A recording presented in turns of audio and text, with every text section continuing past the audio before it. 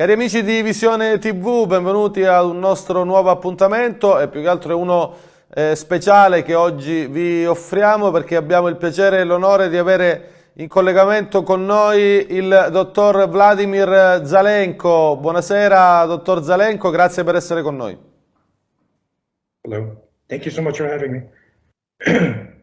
Grazie mille per avermi invitato. Ecco, c'è Guia Mariani che farà da interprete. Grazie Guia per averci dato l'opportunità di sentire il dottor Zelenko. Grazie, un piacere. Spero di fare un buon lavoro.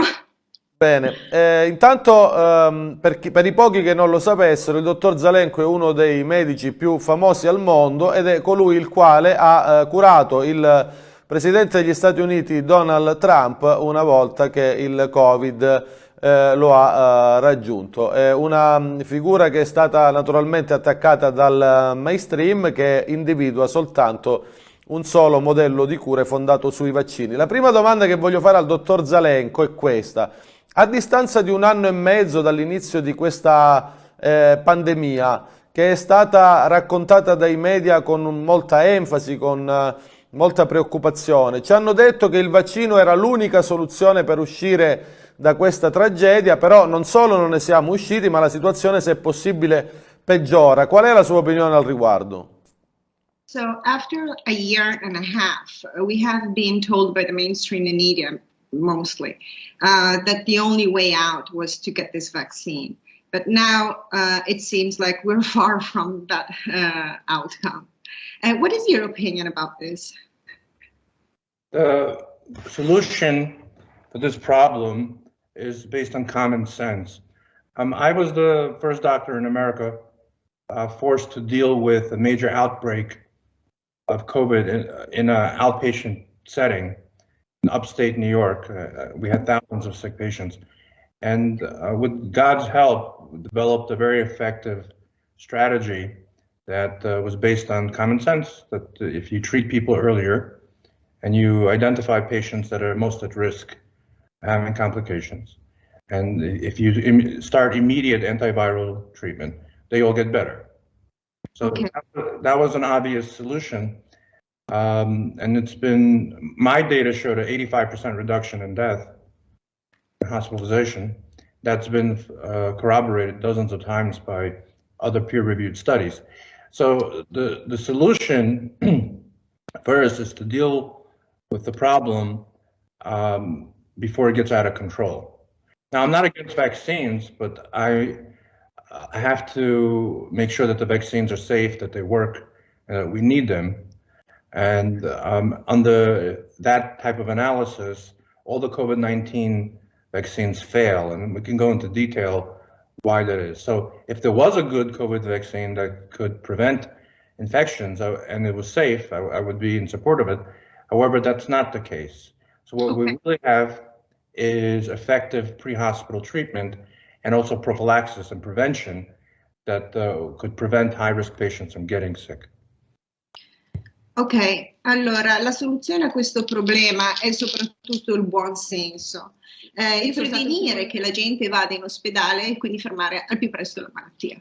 Dottor Zelenko, come spiega l'astio di tutto il sistema mediatico mondiale, non solo occidentale, ma di tutti i colossi informativi che dominano la comunicazione contro l'idea stessa di poter investire sulle cure? Cioè chiunque ha provato a curare la gente o con il plasma iperimmune o con l'idrossiclorochina o con qualsiasi altro rimedio è stato subito bollato come un pericoloso scienziato pazzo, nemico della scienza. Per quale motivo hanno tutti sposato questa linea?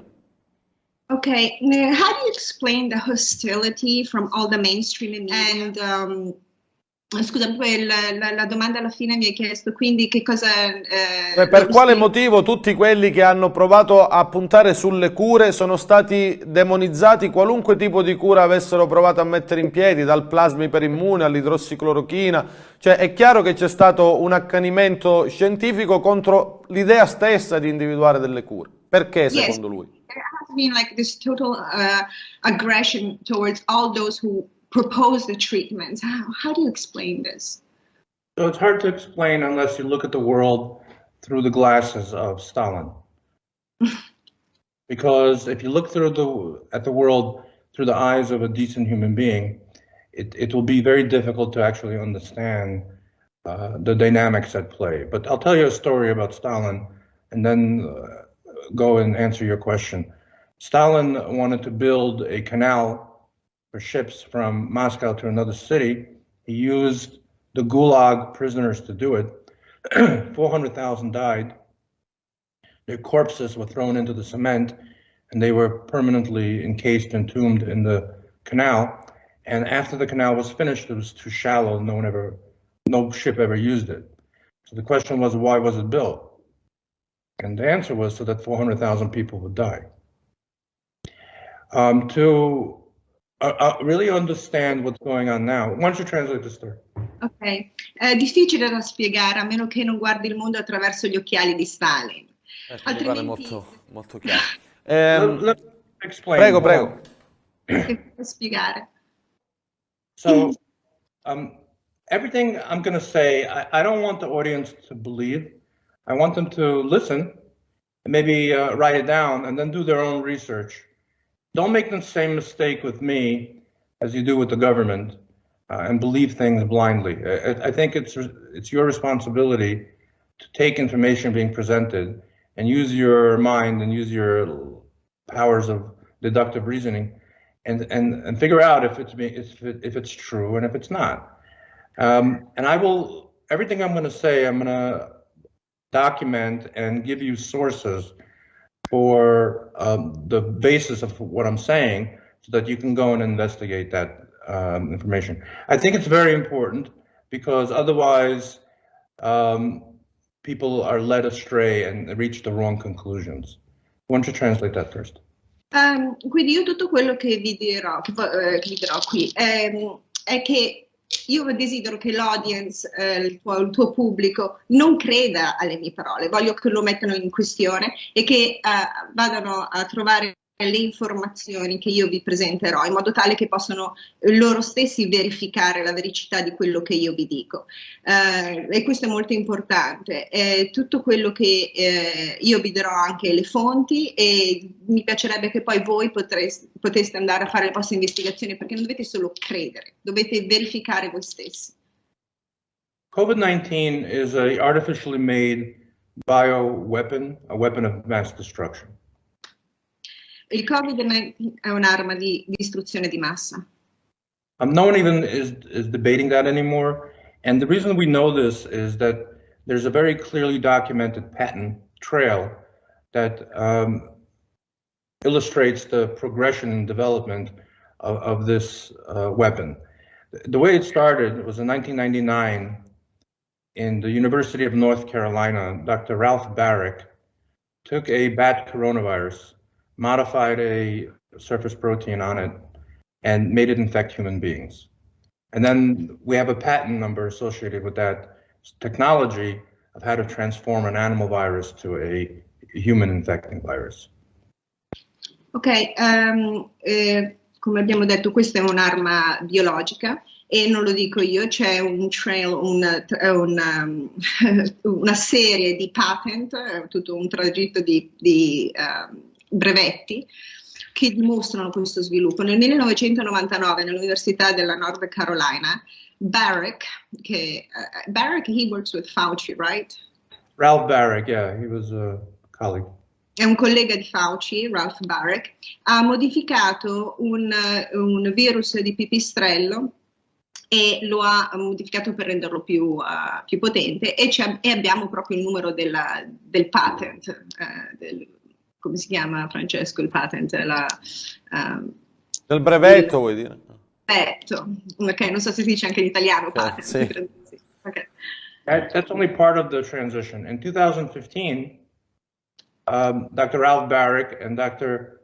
Zheng from the Wuhan laboratory in China worked together, funded by the NIH, and published a paper of how to take a virus, bat coronavirus, which now infects human beings, and to increase its destructive effects on the lungs of a human being, and also to cause blood clots.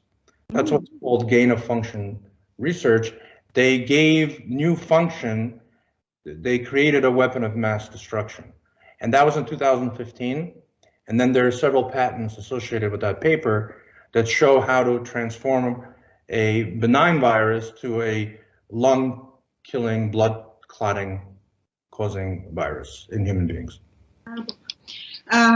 E questo è solo parte della transizione che poi arrivò anche fino ad arrivare al 2015, dove Blackrock and Xing is a Chinese Zheng, yeah.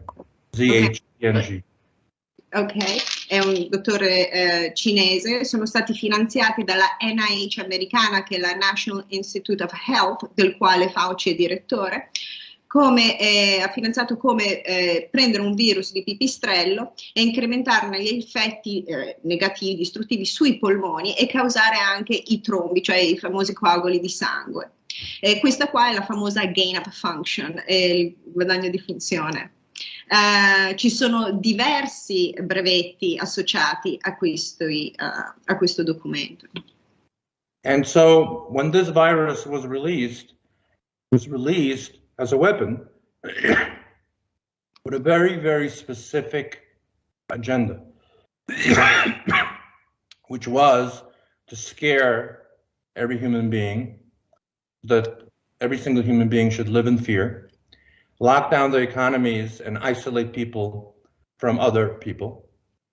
And that is a form of psychological warfare. If you induce fear over time and you isolate a human being from the people they love, all the data shows that a person will psychologically decompensate. And basically that's how they caused mass psychosis. Okay. Yeah, go ahead. I'm sorry. Quando è stato rilasciato questo virus proprio come arma per una specifica agenda, che era quella di spaventare ogni umano e che ogni umano dovesse vivere nella paura, doveva essere isolato anche dalla propria professione, non solo dalle persone, perché questa è una forma di guerra psicologica che induce, fatta apposta per indurre la paura e l'isolamento, perché tutti i dati dimostrano che questa strategia scompensa in una maniera molto profonda le persone. And the fear has a very specific agenda, which is to motivate billions of people to do something that they ordinarily would not want to do. For example, taking an experimental vaccine. And so before we go into the vaccine, if my stipulation is correct, that the real weapon here is the induction of fear and psychological warfare, then you do understand that anything that weakens the fear, anything that helps people calm down and get reintegrated back into society, will be a weapon against their weapon. It will be vilified. So that's why, for example, when hydroxychloroquine showed an 85% reduction in death, and ivermectin showed the same thing, and monoclonal antibodies and early treatment, whenever there was anything that made sense, whenever there was anything that could actually help people reduce the severity of this illness and help people get back to being psychologically normal and reintegrate into society, was immediately suppressed. Ok, allora, quindi cosa vuol dire questo? Che se l'arma era quella di indurre la paura e mantenere le persone sotto una, diciamo un incantesimo di paura, perché c'era un motivo preciso. Questa specifica agenda era di motivare miliardi di persone che normalmente non farebbero cose tipo prendere un vaccino sperimentale. Quindi se la mia valutazione è corretta, allora capiamo perché fanno di tutto per evitare che la gente smetta di avere paura. tipo i trattamenti tipo l'idrossiclorochino, l'ivermectino, qualunque altra cura che poteva diminuire l'ansia tra la gente, non andava bene, per loro era un problema, loro vogliono mantenere la paura alta. Quindi non hanno fatto vedere che c'erano le cure, e non volevano far vedere che esiste anche il buon senso e non volevano reintegrare le persone alla loro vita normale. For example, I'll give you a very simple proof. In Australia, they made illegal ivermectin use, not because it doesn't work, but because it causes vaccine hesitancy. In other words, it prevents or it causes many people not to want to take the vaccine because they have something that could treat their infection and they get better. So the Australian government is telling you outright, you cannot use ivermectin because it prevents some people from going to take the vaccine. Per esempio, vi do una prova molto semplice che è successo in Australia. Avevano impedito la commercializzazione che trovo particolarmente brillante. Lei prima diceva, dottore, vogliono tenere la gente in uno stato di paura perché la paura colpisce le persone, le scompensa, elimina evidentemente la loro capacità di ragionare.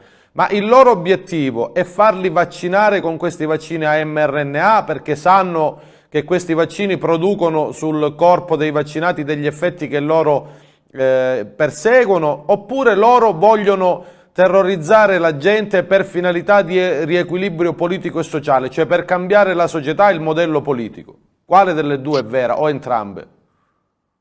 Okay, so he finds extremely brilliant your observations. So, and he asks, they want to keep people in fear. Why? Is it the objective just to vaccinate them with maybe even dangerous things? Or is it they want to terrorize people for political and social re-engineering? Or for both reasons? It's a war against God. It's so true. Against logic. It's a war against the Creator. It's two systems of thought colliding and cannot coexist anymore. There's the one system or one approach where human beings believe we're made in God's image and our lives have sanctity and we have human rights, and it's within God's department how many of us belong on the planet and how long we should live. And there's another system of thought that is the exact opposite of that and functions on power and enslavement. And these are the history of all totalitarian regimes, that the first thing they want to do is get rid of religion or houses of worship. Because if I'm bowing down to God, I'm not going to bow down to them. Can I translate this, please? Vedi, è una guerra contro Dio e contro il nostro creatore.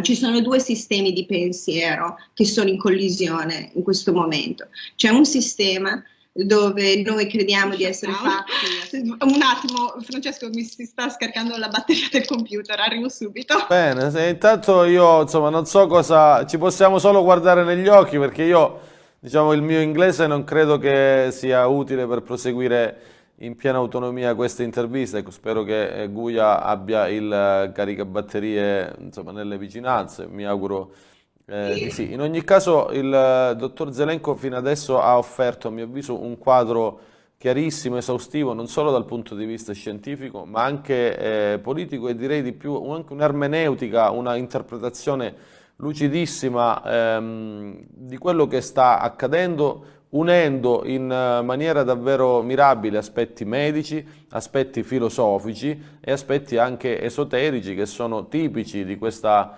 categoria di persone che dominano l'umanità attraverso la paura, e l'utilizzo della paura come strumento per dominare le masse è sicuramente voluto, studiato e mai casuale. Non so se Guia è tornata. Guia, sei con noi? I'm here, I'm back. Ecco qui, meno male, insomma, perché sai che il mio inglese mi consente 12 secondi di autonomia. Ok. Ecco, senti, puoi chiedere al dottor Zelenko, abbiamo capito qual è la finalità, cioè lui di fatto dice questi uomini odiano la creazione, è una lotta contro Dio, vogliono vogliono sfidare la creazione, l'ordine naturale per come imposto da un dio della trascendenza, perché sono di fatto, diciamo, animati da istinti luciferini, e noi siamo d'accordo con questo. Lui prima diceva, Fauci di fatto ha finanziato questi giochi di guadagno di funzione per potenziare i virus naturali e renderli più pericolosi. Ecco, se Fauci è l'esecutore materiale di questo piano, i mandanti chi sono? So yes, he agrees with you that there is a power structure that wants to defy the natural order, and because these people are animated by satanic drives. So he also said that Fauci was the one financing this research. Okay, sorry, and he asked, but who are the people behind Fauci that are asking him to finance this research and produce this? Or is he part of it? You know, those are not doctor questions, but I don't mind. I have my thinking mind, so I could come to some observations.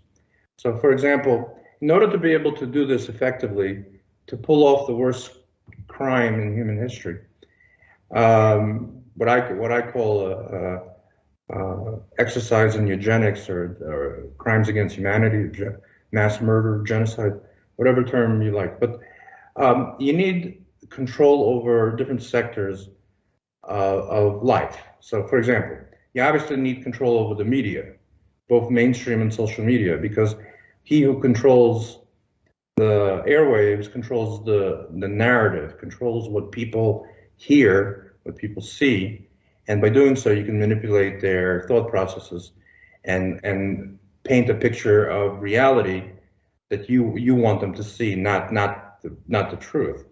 So the media is one important component of it. The other was academia, because academia was responsible for all the fraud, all the fraudulent papers and gave the media all the information they needed, the content of the false narrative. And I can go through all the fraudulent papers and results. For example, the Lancet study, which was retracted, that showed that hydroxychloroquine kills people. It was so influential, this study, that the World Health Organization stopped using hydroxychloroquine all around the world. There was only one problem with that study: it was fraud. It was based on data that didn't exist, and Lancet, in the biggest scandal in the history of medicine, had to retract this fraudulent study. But the damage had been done. So what I'm showing you is that academia was very much complicit in giving the media the false narrative that they needed. Then obviously you need control of the politicians, because you need the politicians to enact policies of tyranny based on the fraudulent data and the false narrative. And then you obviously need money, and you need the industries that could finance the pharmaceutical industry and many other industries that could finance such activities. And why don't you translate, please? Ok, allora, queste non sono domande da dottori, però io ho i miei pareri. Questo è il peggior No, I want to continue. I want to develop the idea. Vuole sviluppare l'idea? Prego, prego, ok. If you look at the ownership structure of most corporations in the world, when you get down to their major holders, the owners, it comes down to two companies called the Vanguard and Blackrock. And what's interesting about those two companies, they both invest in each other. So they own each other.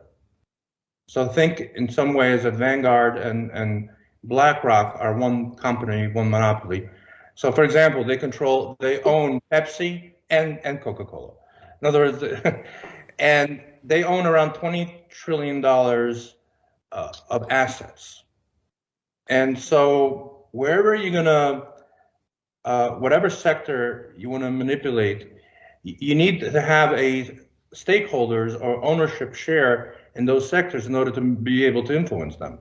And there's only really a few companies in the world that have that power, have power over academia through endowments, have power over the media, they own the media, have power over the politicians through many many types of ways of sending money to politicians or threatening them, let's say, and so on. So the question comes down to who owns Blackrock and Vanguard, or the majority, because these are the most powerful Goliath companies in the world, and they own literally everything.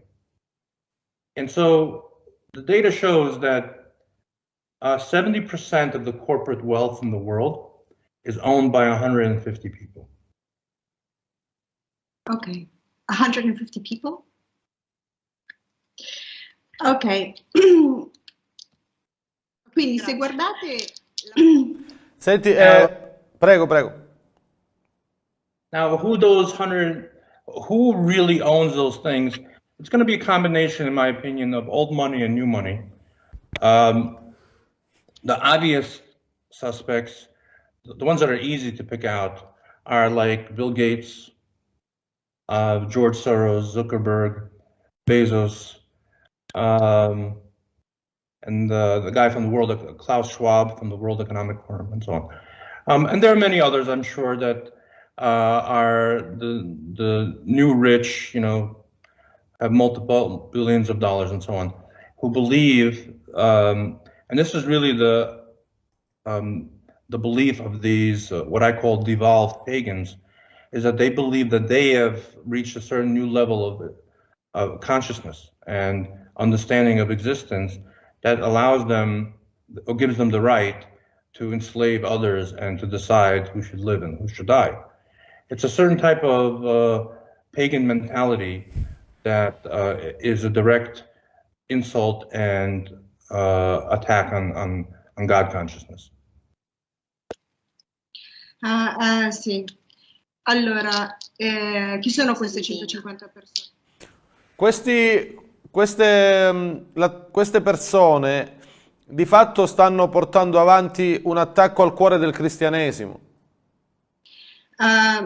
These persons are, do you think they are directly attacking the heart of Christianity? I think all religions have been hijacked. I think that any organizational structure has essentially become a vehicle for Satan, for the devil. I think this is. I'm not going to go into the details because I don't really understand the Vatican or the church hierarchy, but it wouldn't surprise me that there is a corrupt component to it, like any other huge organization that controls billions of dollars of assets, including rabbinic organizations and many other religious organizations. I think that what's happened is that we need a complete collapse of existing institutions and the rebuilding. I'm a globalist, I believe that God is the King of Kings, he's the true global leader, and we need a great reset to reset the world from paganism and idolatry and child sacrifice to one of God consciousness, and then we'll build back better a society where truth, the true narrative, is the basis of existence, not falsehood. So, yeah, I'm just trying to. Yes, it's complicated. Ok, io non voglio entrare nei dettagli del Vaticano, collettiva, divina. You said that the last part, which can be this collective divine conscious, world conscious, should be the basis of existence and of reality, of the new okay. world order. Of the new world order. I am a globalist like you then. E lui questo crede che dovrebbe essere la base, questa la base del nuovo ordine mondiale. Ci vuole un nuovo ordine mondiale, ma così. Ma non deve essere un ordine contro Dio, dice, come quello che hanno messo in piedi queste persone. Esatto, deve essere un ordine nel quale Dio è centrale. Senti, divina. Lui prima ha detto che questo è un genocidio, ha usato un'immagine molto forte, ma è un genocidio perché questo tipo di sperimentazione di massa è proprio pensata per diminuire il numero complessivo della popolazione. Cioè questo tipo di sierogenico inoculato a miliardi di persone è solo inefficace o è anche pensato per generare in prospettiva un aumento della mortalità complessiva e una diminuzione della popolazione in generale? Cioè è solo inefficace o è pensato anche per fare questo tipo di scrematura? So you said before that this is a genocide, which is a very strong statement. But is it? But do you think it has been actually been designed to cause depopulation, or has it just been a failure and it wasn't done on purpose? Do you think it has been designed to cause mass depopulation or a genocide? It's not about what I believe. I can just give you the evidence. Okay. And people can come to their own beliefs. In 2015, Bill Gates at a TED lecture said that the world population needs to be reduced by 15%, that's 1 billion people, because of global warming. And how are we going to accomplish this? Through the use of vaccines. The same sociopath in 2020 said that 7 billion people need to be vaccinated. So I'm going to ask a question. Why would I take a vaccine for my health that's paid for and advocated for by someone who wants to reduce the world population? Excellent, let me translate it. Ok, io non vi do un'idea, io vi voglio dare l'evidenza.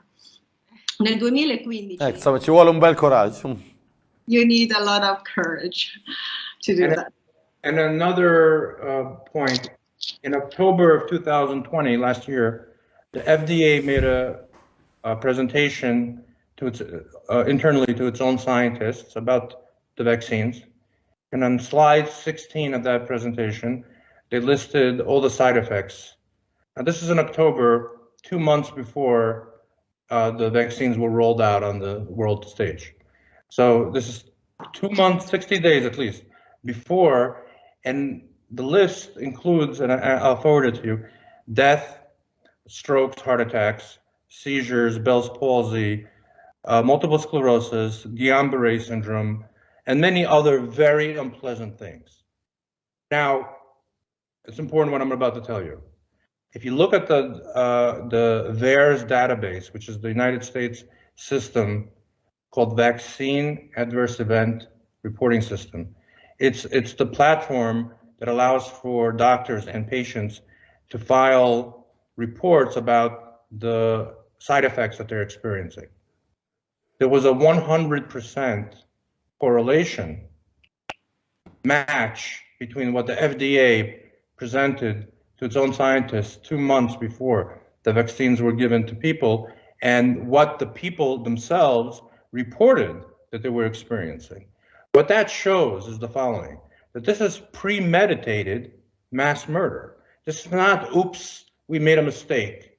This is something we knew exactly what it's going to do. We released it, we lied to you and said that it's safe, and it's exactly what it did.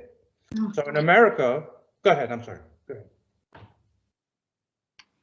Ok, allora adesso vi do un altro punto molto importante. So the side effects of these vaccines that we've seen, the most concerning of the following, that within the first 3 months, people get blood clots that cause heart attacks and strokes.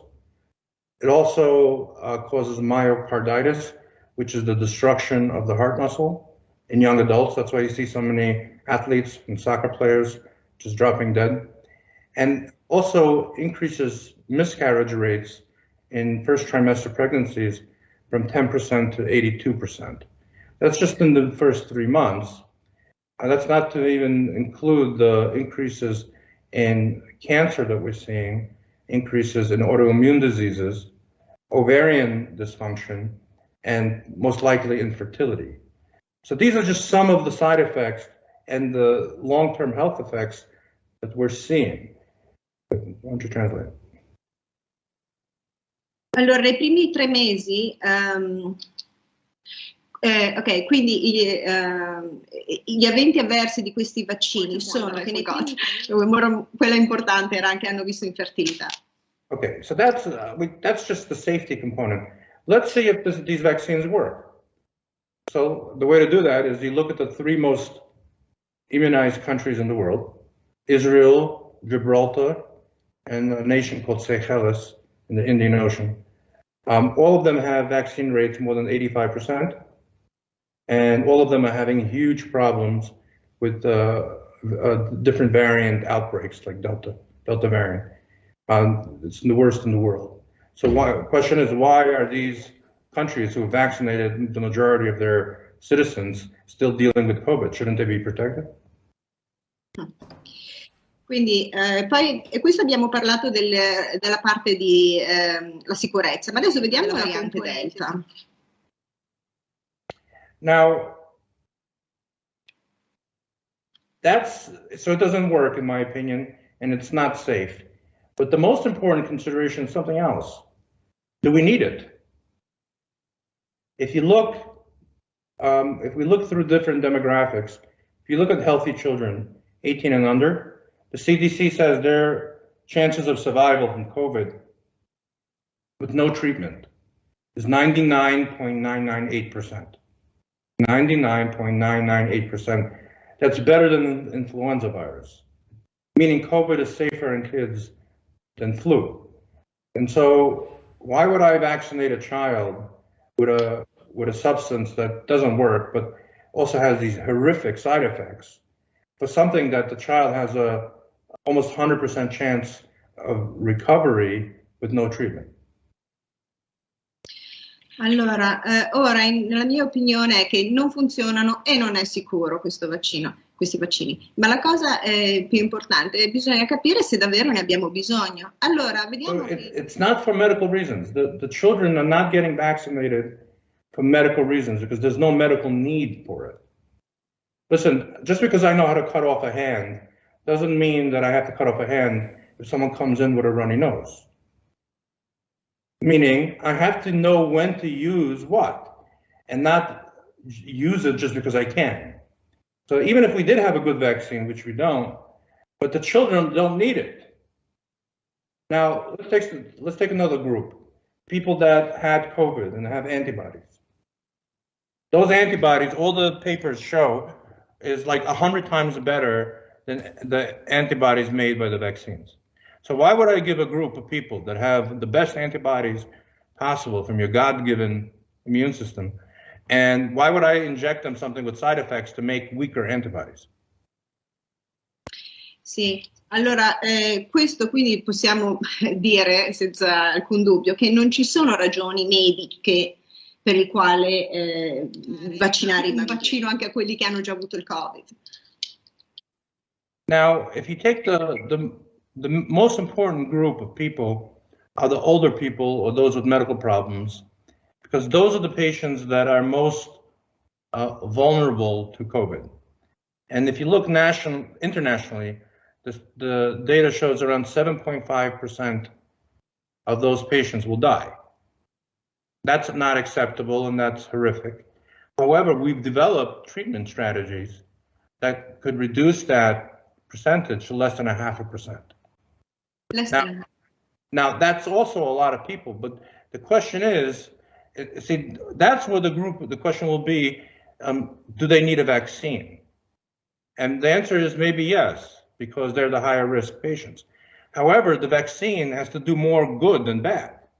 The vaccines that we have now are killing more people than they're helping. In Taiwan, they just published a paper last month that the vaccine has killed more people than COVID. So my point is like this, that maybe the vaccines are medically necessary in the high-risk older population. However, the vaccines have to be vaccines of life, not vaccines of death. And Very nice. Lui dice, ora se prendete il gruppo diciamo che è più importante dal punto di vista medico è quello che hanno problemi medici e che sono vulnerabili. Faccio un'ultima domanda perché so che deve lasciarci il dottor Zelenko, ma staremmo a sentirlo per ore perché le sue analisi sono davvero incisive e profonde.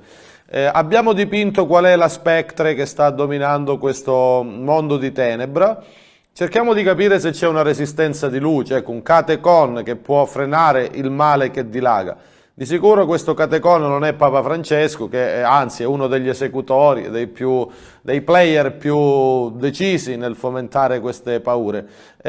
Chi può aiutarci a uscire fuori da questa situazione? Il Partito Repubblicano Americano, ad esempio, Donald Trump, cioè qual è un puntello secondo lei che può arrestare questo male dilagante che sembra adesso invincibile, inarrestabile? Ecco, Monsignor Carlo Maria Viganò, ad esempio, non so se lui lo conosce. Maybe Archbishop Vigano. I know you must know him. What could stop this? What can we do So I'm very optimistic about the future. I think that what we're witnessing is a cleaning of the world, a kind of flood, like in the times of Noah, but it's a purifying flood. Let me explain. Every human being is being given a choice right now from God. And only you could make that choice for yourself. So the answer is the power is within each individual. And here's the question. Who are you going to bow down to?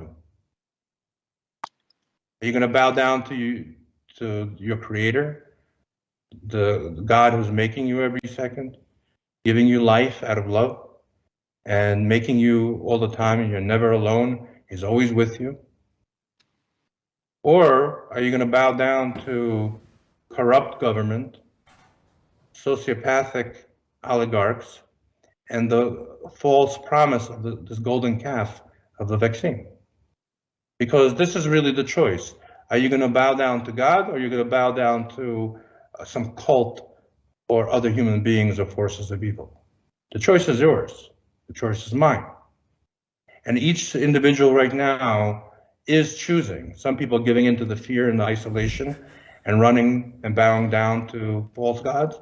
Other people are looking deeply into themselves, discovering new layers and levels of faith and trust in God, and turning to God and asking for support and strength and the fortitude to overcome the fear and so on. Each individual right now has an unbelievable opportunity to go away from bad and to stick to truth and good. Stick to truth. Ok, lui si sente molto ottimista del futuro. Quello che stiamo vedendo è una pulizia del mondo, cioè un'ondata di purezza, perché in questo momento a ogni umano è data una scelta. Questa scelta è stata data da Dio e ognuno ha la possibilità di prendere questa scelta. Siamo davanti a questo video. La domanda per te è questa: davanti a chi ti vuoi inginocchiare? Davanti a Dio che ti crea ogni istante, che non ti lascia mai solo, che ti dà la forza nei momenti difficili, che tutto quello che è intorno a noi, insomma, la verità divina, o al governo corrotto, a dei sociopatici oligarchi che ti promettono con il vitello falso d'oro la promessa la libertà del vaccino, ok? Vuoi inginocchiarti davanti a Dio o davanti a un culto? La scelta è tua, la scelta è mia. E adesso ognuno di noi sta scegliendo. Alcuni si guardano dentro in questo momento e stanno scoprendo nuova fede, stanno riscoprendo Dio che magari non l'avevano, che l'avevano lasciato un po' nei corni, stanno chiedendo supporto e forza di vincere la paura che è stata instillata dai globalisti, evidentemente. E quindi adesso ognuno di noi ha un'incredibile chance di ritrovare la verità. Benissimo, sottoscrivo queste parole che trovo davvero alte e lucide. Grazie al dottor Zalenko, è stato veramente un grande onore averla con noi, speriamo di riaverla presto ai nostri microfoni. So he underlines, he thinks, he shares every word that he says that he believes are extremely high and illuminated. Is that a word I can say? And it's been an extreme pleasure having you, and we wish you all the best, and hopefully we will have you again sometime. Amen. And I just want a very short message to the Italian people. You come from thousands of years of civilization and history and tradition. You have the power within yourselves to say no to this evil. Do not give in to the fear, please. Do not give in to the isolation. Don't separate yourself from the people you love. Don't take the poison death shot. Just use common sense. Put your trust in God. And there are very cheap and effective, safe medications that could help you prevent and treat COVID if it happens. But don't destroy yourself by giving into the fear. And I promise you that God will protect your nation from all these deeply rooted evil forces. And very soon we'll all be living in a world of truth. Okay. E io vorrei concludere lasciando un breve messaggio al popolo italiano. Voi venite da migliaia di anni di storia, di tradizioni, e avete il potere di dire no a quello che sta succedendo, di dire no alla paura. Non prendete questa puntura della morte. Ci sono tante cure poco costose e molto efficaci che come alternativa. Io vi dico, non distruggetevi abbracciando la paura, e vi prometto che Dio questo lo capirà e che avete la possibilità di ritornare di riabbracciare, insomma, la verità, la vita vera, ecco, ritornare alla verità profonda. Grazie ancora, dottor Zelenko. Very much. Thank you.